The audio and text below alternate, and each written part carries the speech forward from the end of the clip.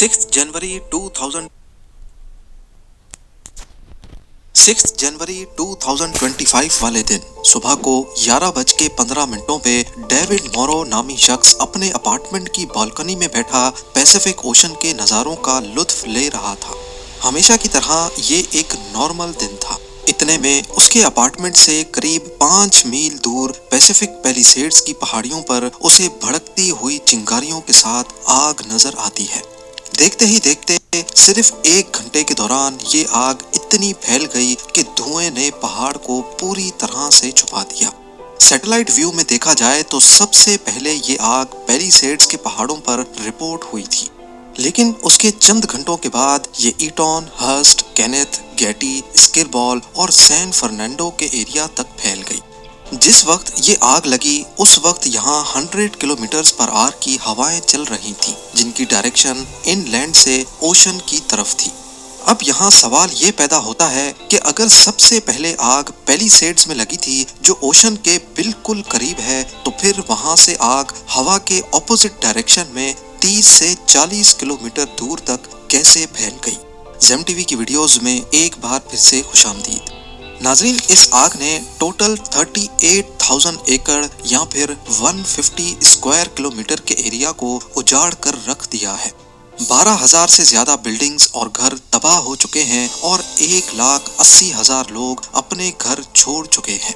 ये Los Angeles की history में सबसे तबाहकुन आग है, जो अभी तक इस वीडियो की प्रोडक्शन के दौरान भी पूरी तरह बुझाई नहीं जा सकी। आग को बुझाने की हर मुमकिन कोशिश नाकाम होती दिख रही है। वाटर बॉम्बर्स एक वक्त में 45,000 लीटर पानी फेंक रहे हैं, जो इस आग के सामने चंद बूंदों के बराबर लगते हैं। वाटर बॉम्बर्स की मदद से स्पेशल केमिकल भी फेंका जा रहा है, लेकिन कुदरत के सामने सारी मेहनत बेकार होती दिखाई दे रही है। कैलिफोर्निया, जहां पहले से पानी की कमी है, जिसकी वजह से अक्सर फायर हाइड्रेंट्स खाली पड़े थे, 7 अलग अलग एरियाज में फैलने की वजह से फायर फाइटर्स और उनका इक्विपमेंट भी डिवाइड हो गया। और ऊपर से 70 से 100 किलोमीटर पर आवर की हवाएं जब आग पर पड़ी तो ये आग और ज्यादा भड़कने लगी। लॉस एंजलिस वाइल्ड फायर फैलने की असल वजह जानने से पहले देखते हैं कि कैलिफोर्निया में इससे पहले कितनी बार वाइल्ड फायर्स ने हमला किया है।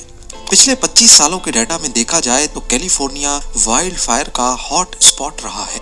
ईयर 2003 में सैन डिएगो काउंटी में सीडर फायर ने 2,73,000 एकड़ पर हमला किया। 25 अक्टूबर से भड़कने वाली आग ने 4 नवंबर 2003 को दम तोड़ा। 2017 में टब्स फायर ने 36,000 एकड़ जला दिए और ये भी अक्टूबर के महीने में लगी। दोबारा 2017 में थॉमस फायर ने 2,80,000 एकड़ राख बना दिए। ये आग दिसंबर में शुरू हुई और जनवरी में खत्म। 8 नवंबर 2018 को कैंप फायर ने 1.5 लाख एकड़ जलाए और 17 दिनों के बाद 25 नवंबर को खत्म हुई। इसी तरह 2020 में ग्लास फायर ने 67,000 एकड़ पर हमला किया और ये भी सितंबर में शुरू होकर पूरे महीने बाद अक्टूबर में खत्म हुई। अगर इन तमाम वाइल्ड फायर्स की डेट्स पर गौर किया जाए तो इनमें एक चीज बहुत कॉमन है, विंटर्स। यानी ये वाइल्ड फायर्स सर्दियों के महीने में ही लगी हैं और अभी लॉस एंजलिस वाइल्ड फायर भी पीक विंटर्स में ही लगी। तो आखिर क्या वजह है कि कैलिफोर्निया की हिस्ट्री में ज्यादातर वाइल्ड फायर्स सिर्फ विंटर्स में ही लगी हैं? इस सवाल का जवाब छुपा है एक ऐसे फिनोमेनन में जिसे सेंटा एना विंड्स कहा जाता है। जी हाँ, सेंटा एना विंड्स गर्म और सूखी हवाएं हैं जो सदर्न कैलिफोर्निया और बाहा कैलिफोर्निया में स्पेशली ऑटम और विंटर्स के दौरान चलती हैं। गूगल अर्थ पर देखा जाए तो कैलिफोर्निया के ईस्ट में दूर दूर तक सिर्फ डेजर्ट है, जिसको मोहावी डेजर्ट या फिर ग्रेट बेसन भी कहते हैं। सूरज की तपिश डेजर्ट को गर्म करती है, जिसकी वजह से यहाँ की हवा का प्रेशर बढ़ने लगता है। दूसरी तरफ ओशन की बात की जाए तो यहाँ की हवा ठंडी होती है और प्रेशर कम।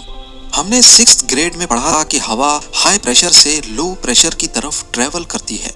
जितना ज्यादा प्रेशर में फर्क होगा उतनी तेजी से हवा ट्रेवल करेगी और यहाँ पर भी कुछ ऐसा ही होता है। साउथ ईस्ट कैलिफोर्निया से सेंटा एना विंड्स तेजी से ओशन की तरफ बढ़ती हैं। یہ خشک اور گرم ہوائیں جہاں سے بھی گزرتی ہیں وہاں کا موئسچر سک کرتی جاتی ہیں، جس کی وجہ سے یہ پورا ریجن اس موسم میں خشک ہو جاتا ہے۔ جھاڑیاں اور درخت بالکل سوکھ جاتے ہیں جو بڑی آسانی سے آگ پکڑنے کے قابل بن جاتے ہیں۔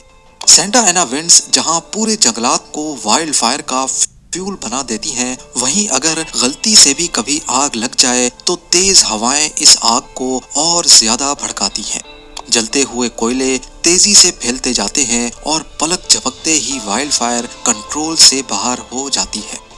اب ہونا تو یہ چاہیے کہ جس ڈائریکشن میں ہوا جا رہی ہے وائلڈ فائر کو بھی اسی ڈائریکشن میں ہی پھیلنا چاہیے، پر لاس اینجلس کے کیس میں اس کا بالکل الٹ دیکھا گیا۔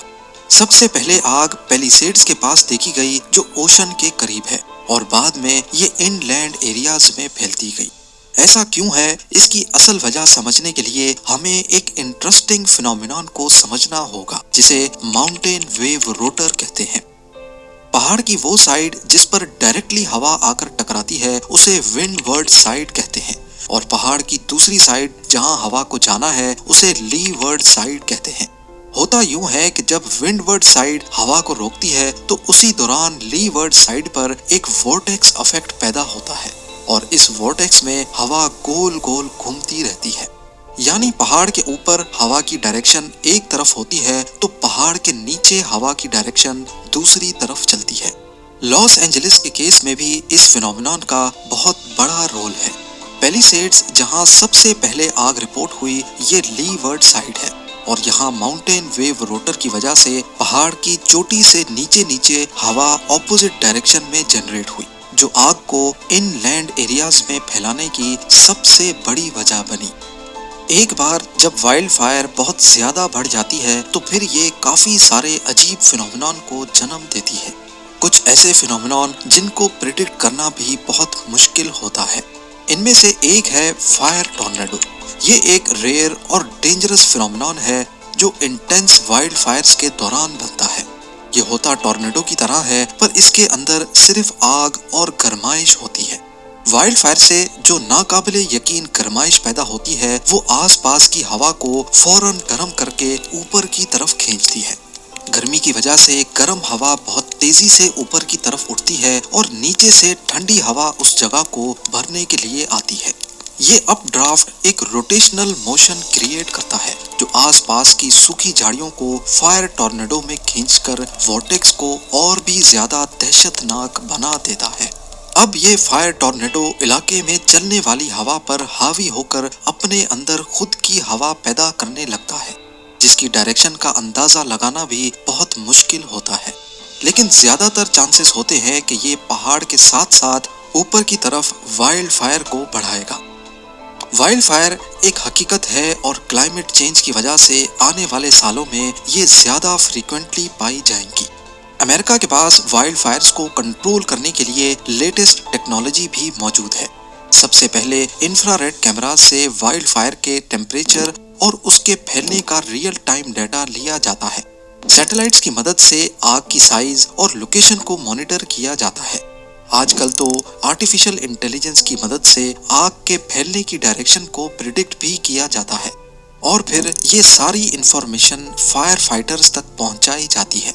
فائر فائٹرز کوشش کرتے ہیں کہ جہاں آگ لگی ہے اس کے ارد گرد کیمیکل اسپرے کریں تاکہ آگ زیادہ نہ بڑھ سکے، پر لاس اینجلس میں فائر فائٹرز پہلے ایک ایریا کی آگ کو کنٹرول کرتے تو ہوا کے ذریعے آگ دوسری جگہ تک پھیل جاتی تھی۔